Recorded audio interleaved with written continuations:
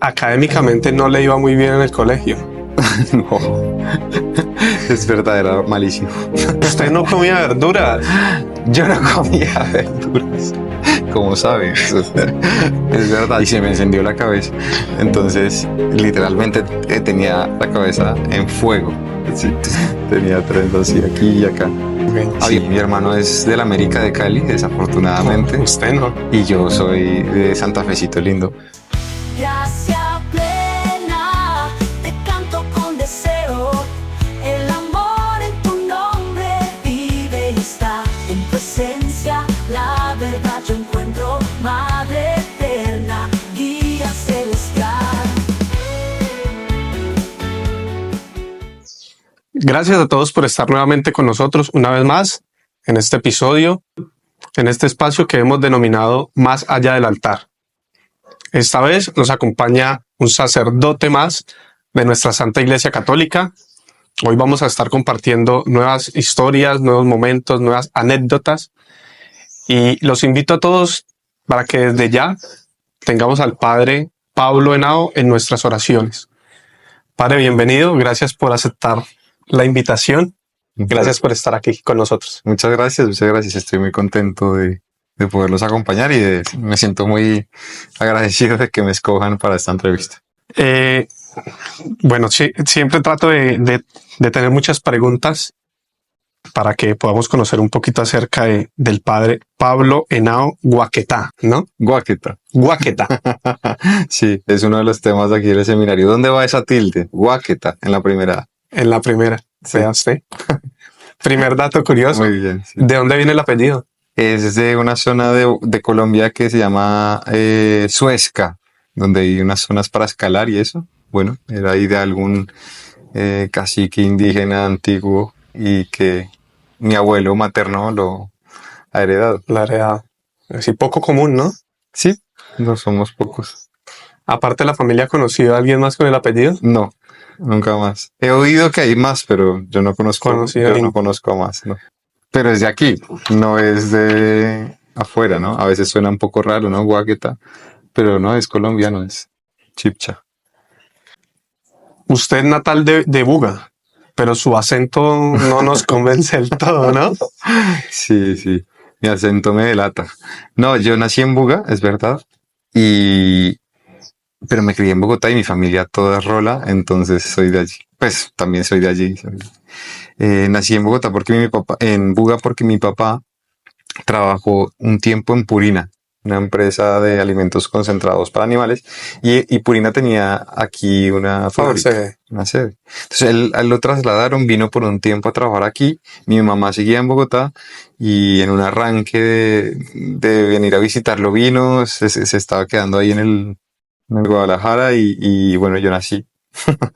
Nací aquí.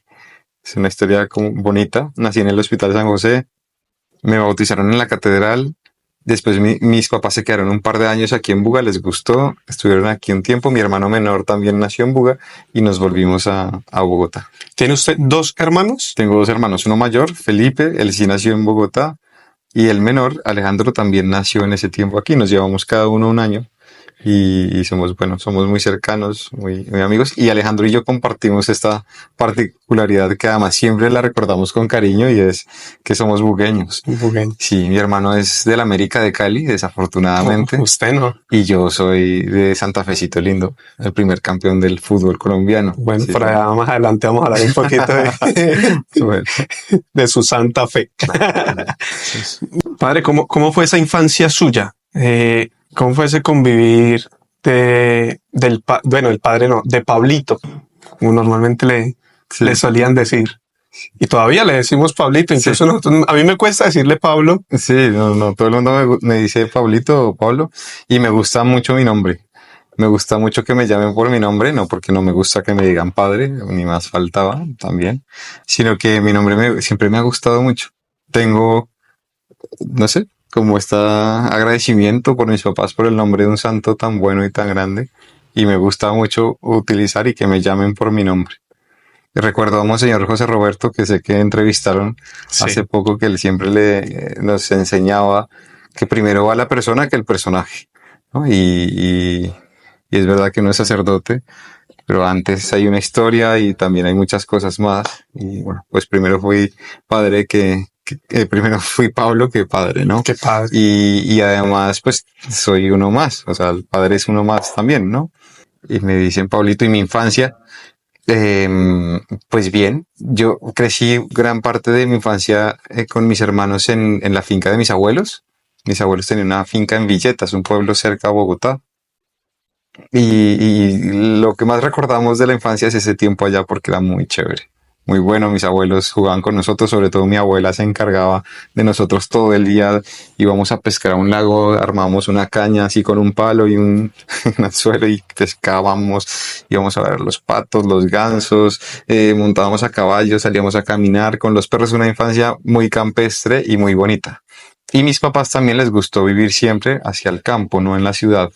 Entonces tuvimos una infancia muy, muy bonita alrededor de animales, de campo, de familia, de abuelos. Entonces eso ha marcado nuestra infancia y lo recordamos con mucho cariño y muchas anécdotas chistosas. Luego ya más adelante crecimos, sobre todo ya estábamos terminando el colegio y nos fuimos a vivir ya a la ciudad. Mi hermano mayor también iba a entrar a la universidad pronto, mi papá cambió de trabajo, todo. Ya en la última parte de la adolescencia llegamos a Bogotá y allí ya fuimos a la universidad, entramos, bueno, estudiamos todo y ya a la ciudad. Fue un cambio diferente, fue una vida diferente. Sí. Nos llegó información que académicamente no le iba muy bien en el colegio. No, es verdad, era malísimo. No me gustaba nada el estudio, no me gustaba nada el colegio, vamos. Me parecía muy rígido y además yo sentía que estudiaba cosas que no me gustaba estudiar. Entonces, la verdad, mi papá siempre me decía, si usted quiere, le va bien. Y es verdad, si yo me ponía ahí, no me iba mal y le sacaba. Pero yo no quería. Y entonces era muy vago, me iba muy mal. Perdía muchas materias. Sí, Yo muchas nunca materias. perdí el año. Nunca perdí el año. Yo creo que por gracia de Dios y por roscas ahí, no sé. Yo creo que mi abuela era medio amiga de la rectora que fundó el colegio. Y entonces yo creo que ahí había medio rosca. Bueno, no sé si esto pueda salir o no, pero vamos. El caso es que yo siempre, no, yo no sé cómo no perdí año, pero perdía de a 7 materias, una cosa horrible. Y no recuerdo el colegio como con tanto cariño como mucha gente, ¿no? Habla. Sí, no sé. Sin embargo, después entré a la universidad y las cosas cambiaron. Sí. Me fue muy bien. Y además me gustaba mucho lo que estudiaba, entonces me lo gozaba mucho y me iba bien. Yo creo que estaba yo un poco. Tenía una voluntad un poco frágil entonces, ¿no? Solo hacía lo que me gustaba.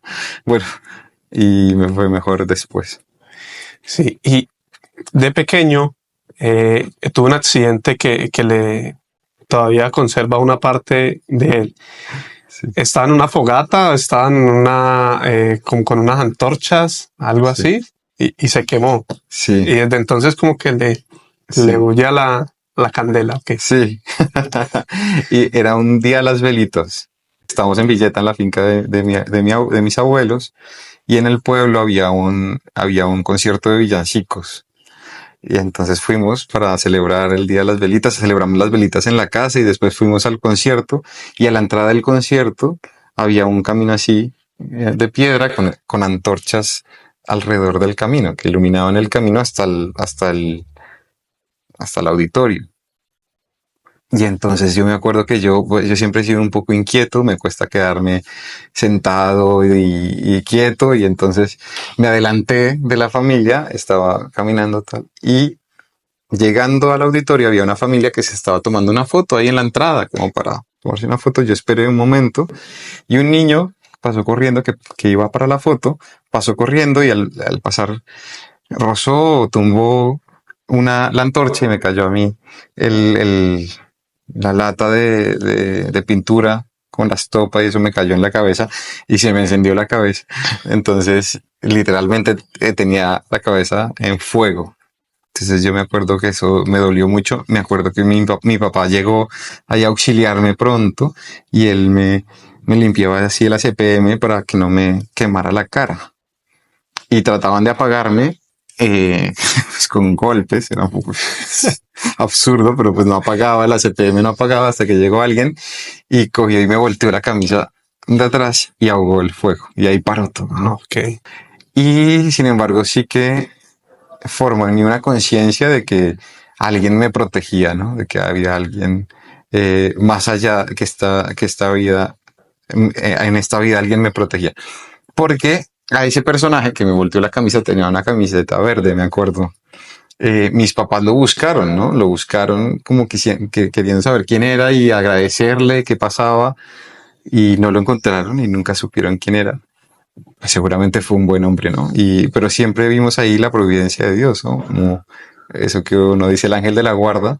Y sí, yo realmente creo, siempre estoy muy agradecido con esa persona que nunca conoceré, buena, esos santos de la puerta de al lado que nadie sabe nunca quién será, que hacen cosas buenas y ayudan.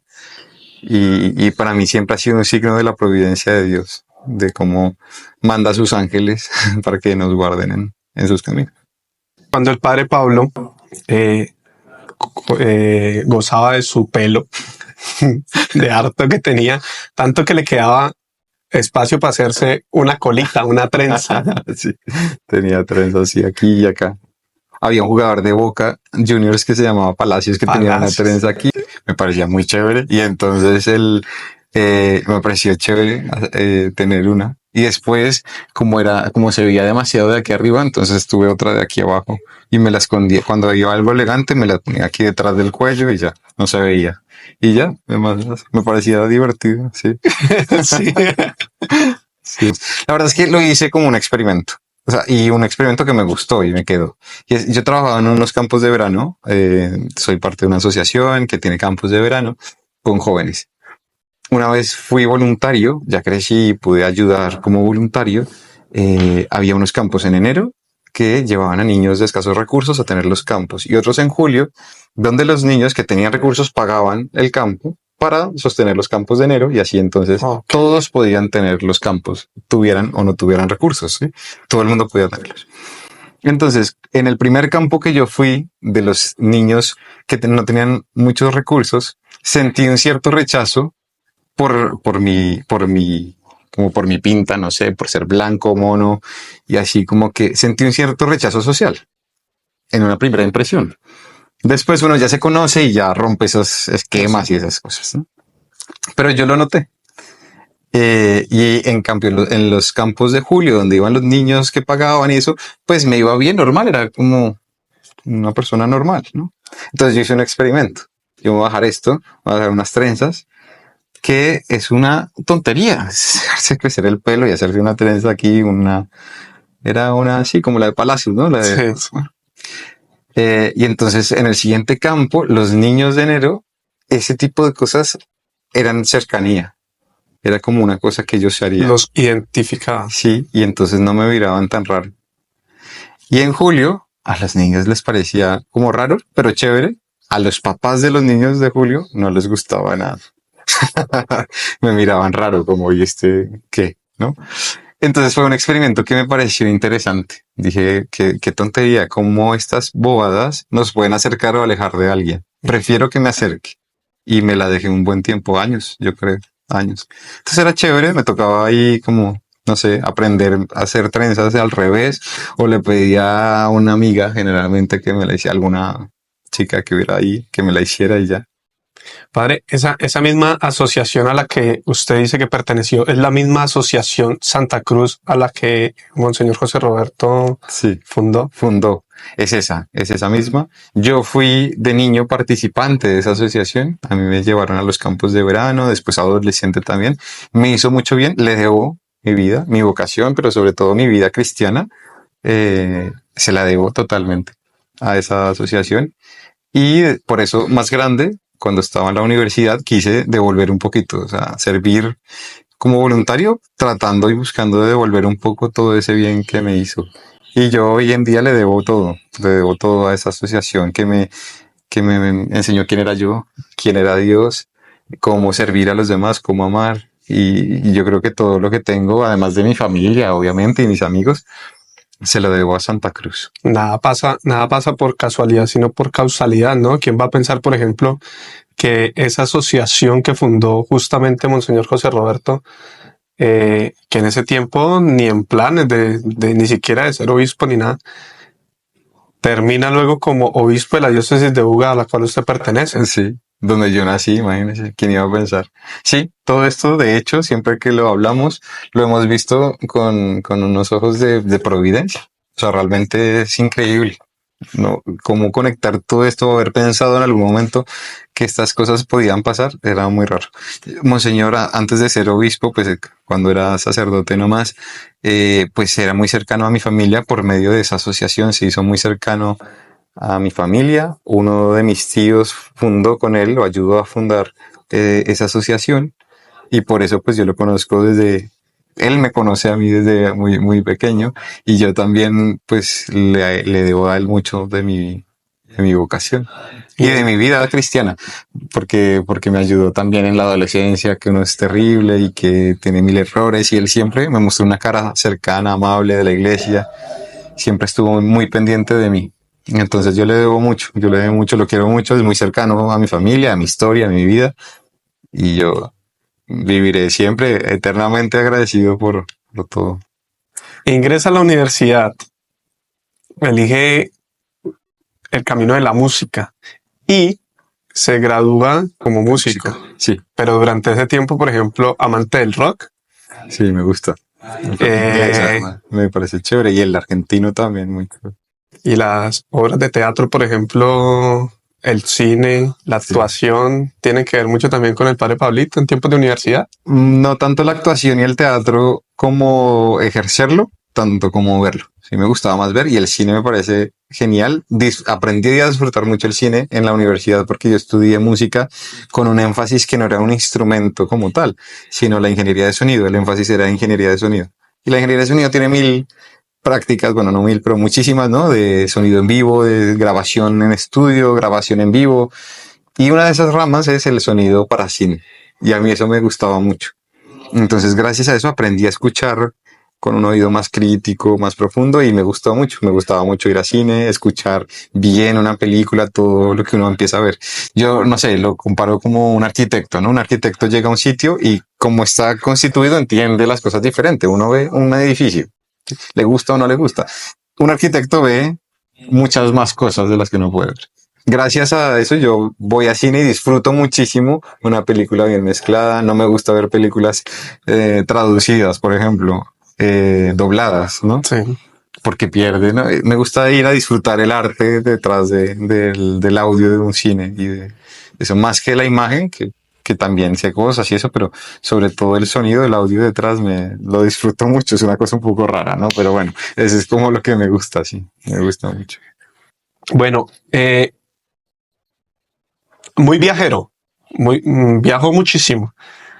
Imagínese, nació en Buga, criado en Bogotá, entra al seminario y ya no en Colombia. No, yo después de la universidad me fui a estudiar el seminario en España. Conseguí una beca, un lugar de allí donde podía estudiar la filosofía en una casa de formación, después el seminario mayor, que era la filosofía, Pamplona. en Pamplona, España.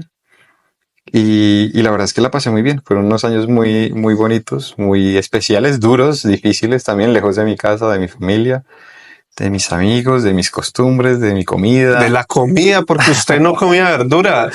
Yo no comía verduras, como sabes.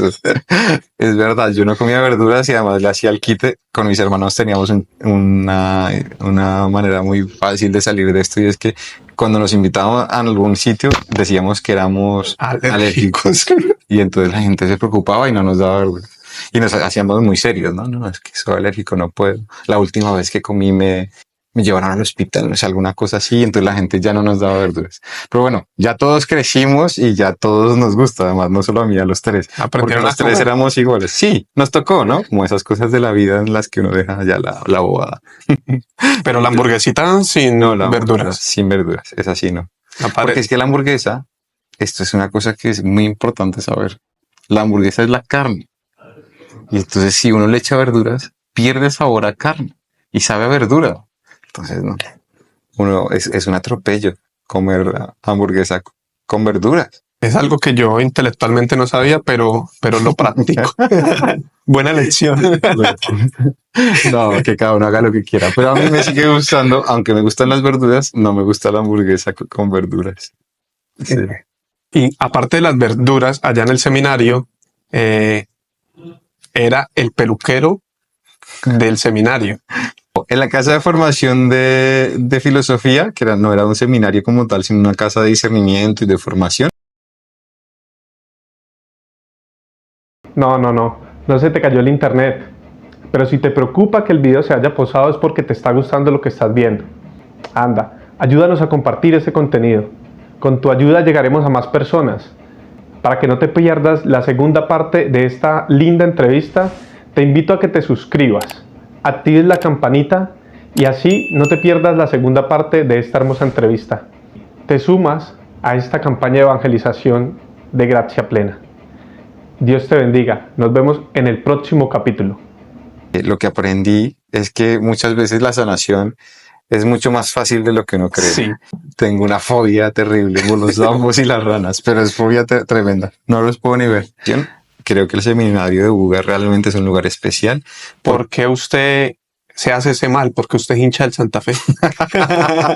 Hoy escuché a Benedicto XVI cuando nos habló y yo me derretí de amor. O sea, ser sacerdote es un regalo para ser feliz, para ser feliz. Así lo veo y así vivo mi día a día, de verdad. Oh María, reina del cielo, en ti hallamos consuelo y más. Gracia plena, amor sincero.